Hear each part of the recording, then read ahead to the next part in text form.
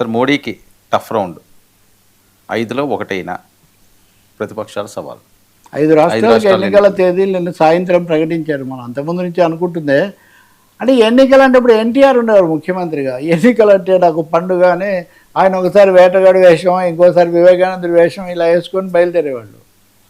అంటే ఎన్నికలు దఫదఫాలుగా వస్తుంటాయి కదా, శాసనసభ ఎన్నికలు, ఉప ఎన్నికలు, స్థానిక ఎన్నికలు. మోదీకి సంబంధించినంత వరకు 3 పర్యాయం ఉన్నారు కాబట్టి చాలా ఎన్నికలు చూశారు. కానీ ఇప్పుడు వచ్చిన ఈ 5 ఎన్నికలు ఆయనకు టఫ్ రౌండ్, ఛాలెంజింగ్ అని చెప్పాల్సి వస్తుంది. ఈరోజు మేజర్ మీడియా అంతా కూడా అదే ఇస్తుంది. ఎందుకంటే ఎన్నికలు జరిగేది కేరళ, తమిళనాడు, పశ్చిమ బెంగాల్, పుదుచ్చేరి, అస్సాం.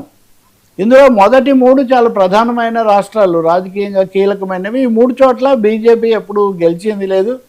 ఒక బెంగాల్లో కొంచెం వామపక్ష ఫ్రంట్ సిపిఎం దెబ్బతిన్నాక వాళ్ళు రెండో శక్తిగా వచ్చారు, కానీ మిగిలిన చోట్ల అది కూడా లేదు. కాబట్టి ఇలాంటప్పుడు మొన్నటి ఎన్నికల్లోనే 2024లోనే బీజేపీ మెజార్టీ కోల్పోయింది. ఆ తర్వాత కాశ్మీరు, జార్ఖండ్లో కూడా మెజార్టీ వాళ్ళు గెలవలేకపోయారు. అప్పటి నుంచి సర్ర అనే ప్రక్రియ తీసుకొని వచ్చి ఎన్నికల వ్యవస్థలో ఒక తికమకతో మొత్తానికి బీహారు, హర్యానా అలా గెలుచుకుంటూ వస్తున్నారు. ఇక్కడ కూడా అదే చేస్తారా అంటే అలా చేసేటంత అవకాశం అక్కడ వాళ్ళకు లేదు. కాబట్టి ఇప్పుడు మనం కనుక ఇప్పుడు 2-3 సర్వేలు వచ్చాయి. మ్యాట్రిక్స్ సర్వే అని ఒకటి, కేకే సర్వే అని ఒకటి. ఈ మ్యాట్రిక్స్ సర్వేలేమో బీజేపీ కొంచెం అనుకూలంగా ఉన్నాయని అవి చెప్తున్నాయి.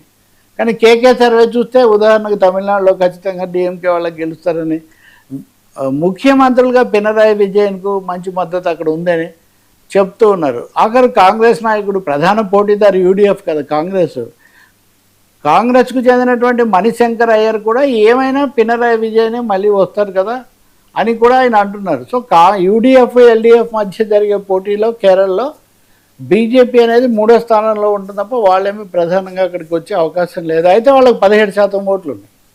ఈ 17% ఓట్లు ఏం చేస్తారు? మొన్న తిరువనంతపురం గెలిచినా, ఇంకోటి గెలిచినా కాంగ్రెస్, బీజేపీ లోపల కలిసి మమ్మల్ని దెబ్బతీస్తున్నాయని ఎల్డిఎఫ్ గతంలో ఆరోపించింది. సో ఇప్పుడు ఏం జరుగుతుంది? ఎల్డిఎఫ్ ఏమో 81 మంది అభ్యర్థులను ప్రకటించేసింది.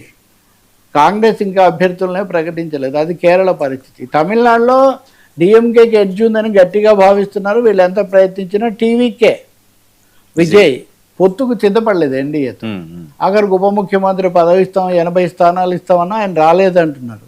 కాబట్టి తమిళనాడు మీద పెద్ద ఆశ లేదు. కాక హోరాహోరీ పోరాటం పశ్చిమ బెంగాల్లో జరుగుతుంది అనుకుంటే ఈ సర్వేలో చాలా సర్వేలు మమతా బెనర్జీ మళ్ళీ వస్తుందని చెప్తున్నారు. అలాగే గతంలో పాలించి దెబ్బతిన్న లెఫ్ట్ ఫ్రంట్ ఏమో బీజేపీ ఏదో ఒక విధంగా మమతా బెనర్జీని తేవాలని చూస్తుందని వాళ్ళు ఆరోపిస్తున్నారు. సో ఈ సమయంలో బెంగాల్లో ఏం జరుగుతుంది? బెంగాల్లో ఆమె పార్టీకి నాయకత్వం వహిస్తున్న సువేందు అధికారి, ఈమెకి సంబంధించిన ఆయన, గతంలో ఈ పార్టీలో పనిచేసిన ఆయన, చాలామంది అటు ఇటు తిరిగి ఉన్నారు. బెంగాల్లో మేము ఎట్లయినా వస్తామని మోదీ గారు ముందే లేఖ రాశారు, 2 సార్లు పర్యటించారు, ఇవన్నీ కూడా చేస్తున్నారు. ఈ పరిస్థితుల్లో ఈ రాష్ట్రాల ఎన్నికల్లో, ఇందులో ఒక బెంగాల్లోనే 2 రోజుల ఎన్నికలు, మిగిలిన అన్ని చోట్ల ఒక దఫా. ఇది కూడా ప్రతిపక్షాలు అడిగిందే. బెంగాల్లో ఇంకో సమస్య ఏముందంటే 60 లక్షల ఓట్లు తీసేశారు. 60 లక్షల ఓట్లు పంచాయతీ నడుస్తుంది, దాని పెండింగ్. మరి చివరికి వాటిని ఎలా నిర్ణయం తీసుకుంటారు? ఈ ప్రశ్న ఒకటి ఉంది. ఇంకా 4వది అతి కొంచెం సున్నితమైనది అస్సాం. సరిహద్దు రాష్ట్రము, విదేశీయుల సమస్య, మైనార్టీల సమస్య, ఇవన్నీ చాలా బలంగా ఉండే రాష్ట్రం అస్సాం. అక్కడ ముఖ్యమంత్రిగా ఉన్న హిమంత బిశ్వా శర్మ కూడా కాంగ్రెస్ నుంచి వచ్చినప్పటికీ కూడా అసలు ఒరిజినల్ ఆర్ఎస్ఎస్ బీజేపీ వాళ్ళకంటే ఎక్కువగా ఆ భాష మాట్లాడడంలో తేరాడు. ఆయన మీద కేసు కూడా నడుస్తుంది. అక్కడ సరి చేయలేదు. స్పెషల్ ఇంటెన్సివ్ రివిజన్ కాకుండా స్పెషల్ రివిజన్ అని ఒకటి సరిపెట్టేశారు. సో అస్సాంలో ఓట్ల ఈ పరిస్థితి ఎలా ఉంటుంది? పాండిచ్చేరి చిన్నది, అక్కడ కాంగ్రెస్ చీలిక వర్గమైన ఎన్ఆర్ కాంగ్రెస్తో కలిసి బీజేపీ అధికారం చేస్తూ ఉంది. ఈ పాంచ్ పటాకాని 5 రాష్ట్రాల రౌండ్లో కనుక బీజేపీ తన హోల్డ్ నిలబెట్టుకోకపోతే, ఈరోజు టైమ్స్ ఆఫ్ ఇండియా అదే చెప్తుంది, మోదీ తన వ్యతిరేక రాష్ట్రాలను కూడా గెలుచుకోగలరా లేదా అన్నది ఈ ఎన్నికల్లో తేలుతుంది. ఇది టఫెస్ట్ ఛాలెంజ్ ఆయన ఇప్పుడు ఫేస్ చేస్తున్నారు. ఇక్కడ గెలవడం అనేది సాధారణంగా మిగిలిన 3 రాష్ట్రాల్లో గెలవరు. అస్సాం నిలబెట్టుకోవడం ఒక సమస్య. లేకపోతే మటుకు ఇంకా సర్లు రకరకాల పద్ధతులు చేయడం కష్టమవుతుంది. 2027లో ఉత్తరప్రదేశ్ ఎన్నికలు వస్తాయి, అవి ఇంకా కీలకమైనవి బీజేపీకి. కాబట్టి దేశ రాజకీయాలకు సంబంధించినంత వరకు ఇదొక సెమీఫైనల్ లాంటిది.